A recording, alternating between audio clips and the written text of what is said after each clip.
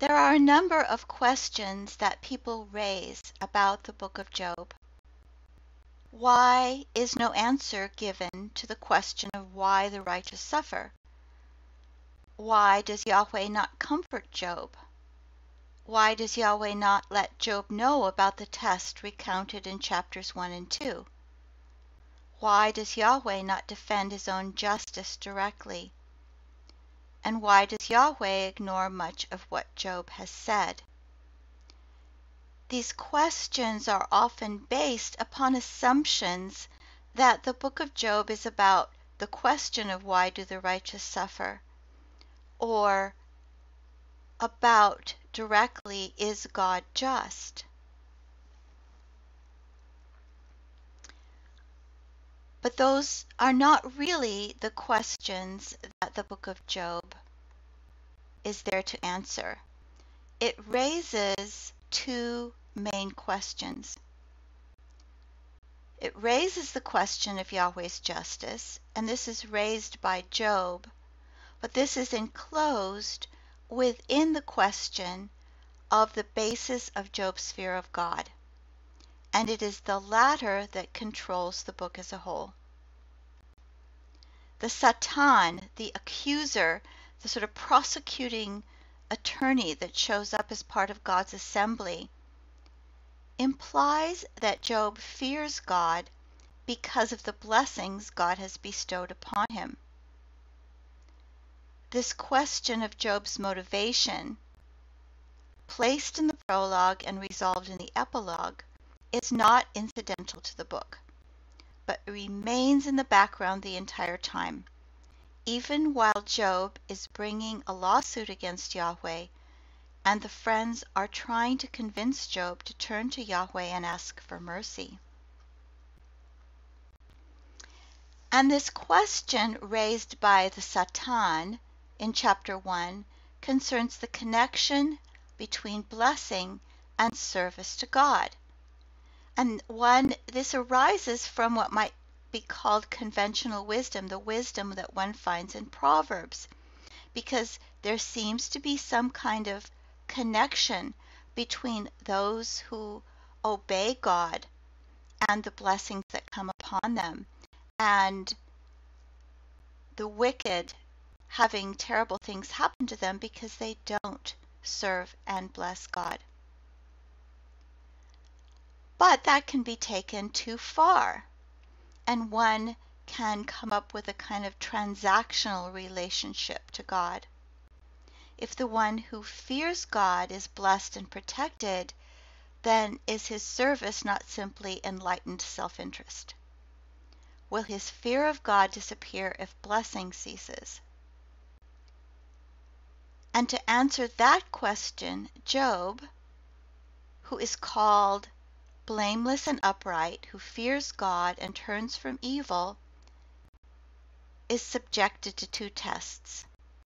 In the first, he loses all that belongs to him, flocks, servants, children. In the second, he loses the health of his body. Both times, Job accepts his losses without complaint or sin.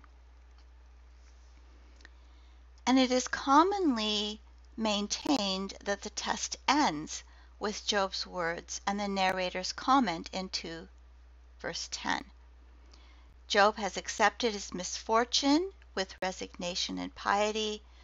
This should be the end of the test, since Job has not sinned with his lips and the Satan is not mentioned again.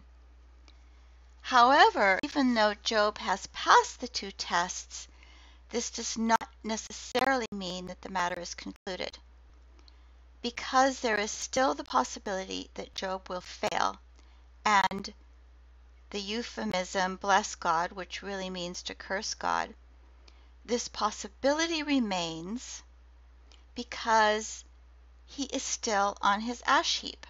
He is still deprived of his possessions and his well-being. There has been no final resolution.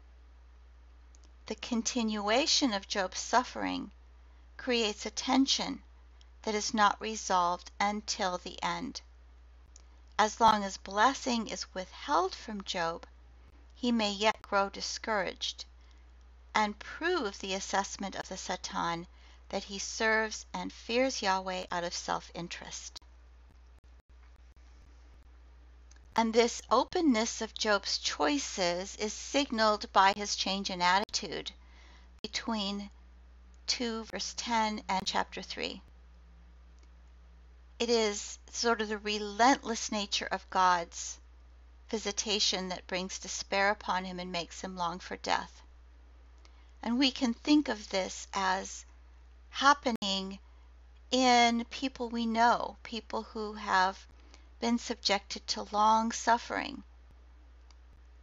If one has hope that the suffering will end, one can remain buoyant to a certain degree. But if there's no end in sight, is there the temptation to turn to despair? There may also be an effect of the actions of the friends because they sit silent. Now, it's possible that this is sensitivity, and it is often assumed that the friends are offering sort of clumsy comfort, even though the fact that Job accuses them of being miserable comforters more than once. But by their attitude, they may be signaling to Job their belief in his guilt and his loss of honor in the community, which is sort of a third loss or test. So Job begins a lament in which he curses not God, but the day of his birth, wishing that that day had never happened. But the only way that can be true is to have the day removed from creation. And his following words tend to counter or attempt to counter God's acts of creation. If he can get rid of that day, Job would become non-existent and therefore not be suffering. And so we see some parallels between Job's words and Genesis 1. Job asks that the day of his birth be darkness, sort of countering God's creative act of bringing light into being and separating the light from the darkness. Job wishes that the night of his conception not rejoice among the days of the year, in the numbers of the months let it not come, which in a sense counteracts God's creation of lights to separate between the night and be for seasons and for days and for years. He asks that those curse it who curse the sea, those who are skilled to rise up Leviathan, in Job's words, some kind of chaos monster type of beast.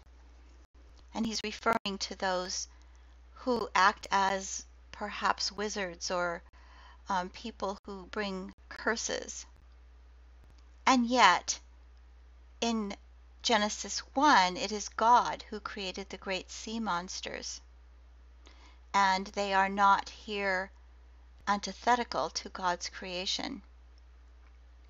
Job asks, why from birth did I not die?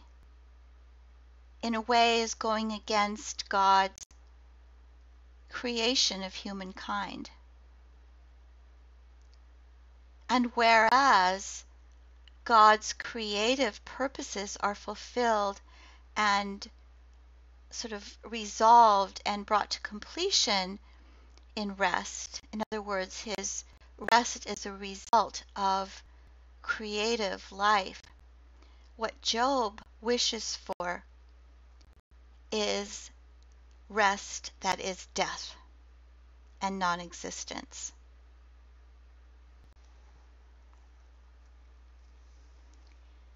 In all of this, there are lots of themes of dark and light. And one can see perhaps that as Job talks about darkness, in Yahweh's first speech in chapter 38, there is frequent mention of light. So Job says, "Let the day on which I was born perish, and the night that said a man is conceived. Let that day be dark. Let not God seek it from above, and let not light shine forth upon it. Let darkness and deep shadow redeem it. Let clouds dwell upon it. Let the bitter darkness of the day overwhelm it. Let gloom take that night. Let the stars of twilight be dark. Let it look eagerly for the light, and there be none. And let it not see the eyelids of dawn." Yahweh responds eventually, "Did you ever in your life command the morning? Did you cause the dawn to know its place? Where is the way that light dwells? And darkness, where is his place? What is the way to the place where the light is distributed, or where the east wind is scattered upon the earth?"